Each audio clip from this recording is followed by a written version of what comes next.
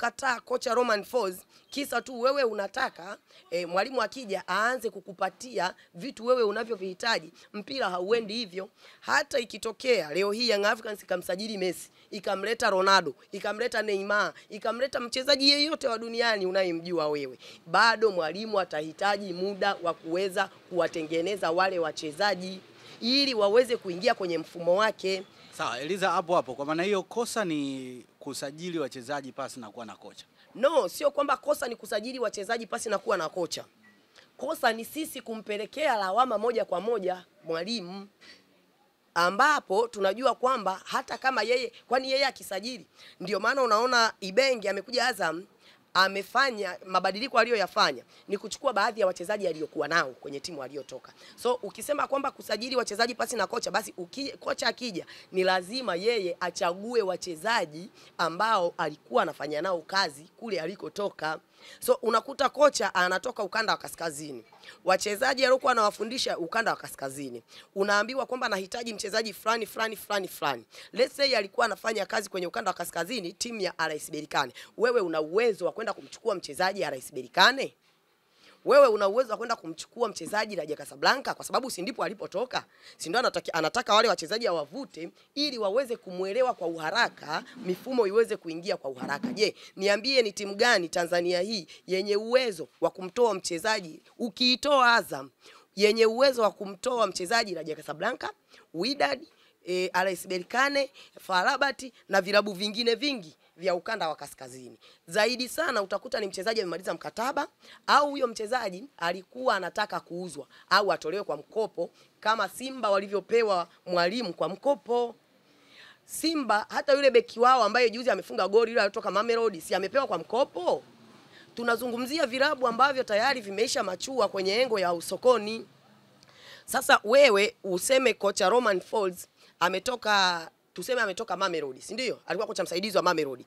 Anakuja pale Young Africans, anaanza kukwambia ili mimi niweze kuingiza mifumo yangu kwa uharaka, kuna wachezaji ambao nilikuwa nafanya nao kazi. Anaanza kukutajia, niletee Teboho Mkwenda hapa, niletee Ronwen William hapa, niletee Kristo Mudau hapa, niletee, yani wachezaji wale wote waliokuwa wanafanya nao kazi Mamelodi waje Young Africans.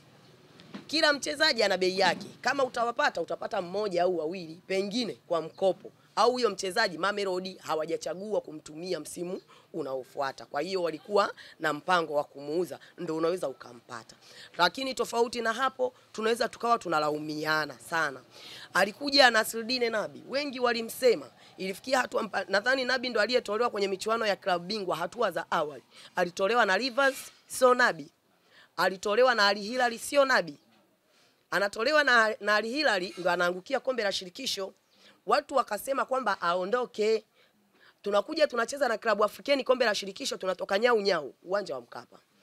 Anasafiri kwenda Tunisia, wanasema abebe mizigo yake kwa sababu yeye ni Mtunisia na likitokea la kutokea baki huko. Umeelewa? Anaenda anaivusha Young Africans, inaingia makundi. Anarudi. Lakini ndo wamemuimba anaondoka, watu wanalalamika. Wakati anakuja walikuwa hawamkubali. Anakuja Gamondi pia watu walikuwa hawamkubali. Mnatuletea kocha ambaye anatoka kuwa kocha msaidizi, mnategemea nini? Watu wakaanza kumsema vile, hawakukubali pia. Ameenda mpaka robo finali ya kombe la klabu bingwa. Msimu uliofuata ameishia makundi, si ndio? Haya, na yeye ameondoka, wakaanza kusema kwamba engineer unamuondoa kocha sijui nini, mambo kibao. Akaletwa Sid Ramovic, yule ambaye alitolewa South Africa. Amefundisha kidogo kaondoka, watu wakaanza kulaumu uongozi. Unapomlaumu kiongozi, tambua kwamba hata kocha anayeletwa ana cabinet ambayo inamsimamia. Kwa hiyo yeye anaweza akawa anaitumia Young Africans kama njia. Sid Ramovic ameondoka, akaletwa mwingine, Hamdi Mirudi amechukuliwa kutoka Singida. Watu wakaanza kuzungumza, wamezungumza, ameondoka. Kwa hiyo kuzungumza kwa mashabiki obvious ni sifa yao na ni wajibu wao, na wana kila haki ya kuzungumza, kwa sababu shabiki haijalishi ni kwenye engo gani, kwenye engo ya muziki, kwenye engo ya mpira, kwenye engo sijui ya harusi. Mtu anayeitwa shabiki kazi yake ni kushabikia, kufurahia pale furaha inapokuja na kukosoa pale furaha inapokuwa haionekani. Kwa hiyo mimi sidhani kama kuna sababu ambazo zimeshiba za kujitosheleza za kumuondoa Romain Folz. Kwa upande wako unamaliza kwa kusema kwamba wewe uko na Romain Folz. Sahihi. Sawa, ukitazama Young African licha ya kuwa ila imefanya usajili, kuna baadhi ya wachezaji bado hawajaanza kuonekana kama ambavyo watu wengi walikuwa wanatarajia, mpaka wameanza kusema mmepigwa kwenye usajili. Hapo namzungumzia Musa Barakonte, lakini pia Celestine Ekua kwenye michezo kadhaa ambayo amecheza, ni mchezo mmoja tu ambao aliperform sana, watu wengi wakapenda performance yake. Unadhani ni kweli mlipigwa hao wachezaji au nao wanastahili kupata muda? Mimi nimekwambia kwamba nadhani awali nazungumza nimetangulia kusema kwamba sijawahi kuamini katika mchezaji mbovu. Huwa naamini katika kuadapti mazingira. Mayele anakuja Tanzania, alikuja na mchezaji ambaye Young Africans walikuwa wanamwamini zaidi sana kuliko Mayele, ambaye alikuwa ni Heritier Makambo. Heritier Makambo alipewa nafasi ya kucheza yeye kwenye siku ya Yanga Day, Mayele akiwa jukwani amekaa. Umeelewa ni kwa nini? Kwa sababu imani waliokuwa nayo wana Young Africans dhidi ya Heritier Makambo. Na hata Mayele sasa siku anapewa nafasi ndipo alipo prove kitu ambacho kimefanya aje wapi Young Africans. Leo hii tunamuona anacheza Pyramid, anaisaidia timu ya Pyramid. Wameenda kucheza makombe ya mabara huko barani Asia, wamebeba ubingwa Pyramid mbele ya vigogo wa bara la Asia wote. Al Ahly alitolewa mapema, Al Hilal ya Saudi Arabia wote wametolewa mapema, umeelewa? Lakini Pyramid kutoka Afrika imeweza kubeba ubingwa, na ikiwa imesaidiwa na mshambuliaji ambaye ametoka Young Africans, amefunga magoli yote matatu, umeelewa? Juzi wamecheza na APR, nadhani ya APR michuano ya klabu bingwa, amefunga magoli mawili na game imeisha 2-2, umeelewa? Na mechi imechezwa mchana saa 8, umeelewa?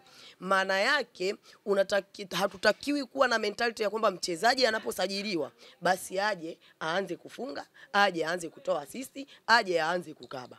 Unatakiwa utengeneze mpango mkakati wa muda. So tu akija, kwa sababu alikuja akatukuta sisi ndo mabingwa, basi atusaidie tuwe mabingwa. No, kwa sababu unapokuwa umesajili wachezaji kuanzia 4 mpaka 5 tayari, ili waingie kwenye kikosi ni lazima mfumo unabadilika. Kuna wachezaji wanatoka, kuna wachezaji wanaingia, umeelewa? Kwa hiyo ni lazima mwalimu anayekuja anakuja na mfumo wake. Ni kila mchezaji anatakiwa aconcentrate dhidi ya mwalimu kuweza kuadapt kile ambacho mwalimu anamfundisha. So uelewa unatofautiana. Unaweza ukaconcentrate kwa mwalimu na usielewe kwa uharaka, na unaweza ukaconcentrate kwa mwalimu na ukaelewa kwa uharaka zaidi, ikapelekea ukapata namba ya moja kwa moja ya kikosi cha kwanza. Kwa hiyo mimi nadhani hakuna mchezaji wa Young Africans ambaye ni mbovu hata mmoja. Ndio maana nikatangulia kukwambia hakuna kiongozi ambaye anaingia kusajili mchezaji ili hali huyo mchezaji ni mbovu. Lazima anakuwa amefuatilia mechi zake, amemfuatilia huyo mchezaji, amemfuatilia jinsi anavyocheza mpaka anavutiwa kwenda kumchukua, maana yake anamjua A to Z. Kwa hiyo mimi nadhani hakuna mchezaji wa Young Africans ambaye hawezi kuitumikia Young Africans, ila tu hawatakiwi kuyumbishwa. Mara leo wameletewa kocha Thumani, siku inayofuata wanaletewa kocha Abdalla, siku inayofuata wanaletewa kocha Musa, siku inayofuata wanaletewa kocha Juma. Ni vitu ambavyo vitawachanganya wachezaji. Young Africans kubeba ubingwa ili hali ndani ya msimu mmoja wametimua makocha watatu, ilikuwa ni performance ya wachezaji na chemistry ambayo ilikuwa imeisha tengenezwa kwa muda wa misimu 2 mpaka 3. Kwa hiyo mimi nadhani ambaye anasema kocha afukuzwe anatakiwa awe na uhakika kwanza kwamba amelipa ada ya wanachama, amelipa ada ya ushabiki. So unaongea ili hali hakuna unachoisaidia ile timu. Wale viongozi walioko hapa sio kwamba wao wanapenda matokeo mabovu. Wale viongozi walioko pale sio kwamba wao hawana kazi za kufanya, wanaacha wanakuja kuisimamia Young Africans au wanaifuata Young Africans inapokwenda kila wakati kucheza. Kwa hiyo mimi nadhani ni swala la muda. Uongozi hautakiwi kuingia kwenye mkumbo wa mashabiki. Wanachotakiwa kufanya ni kumpa ushirikiano kocha Romain Folz aweze kuitengeneza timu ya Young Africans, na ndani yake anaitengeneza timu ya Taifa Stars. Sawa, hapo kwa majirani zako, ndugu zako,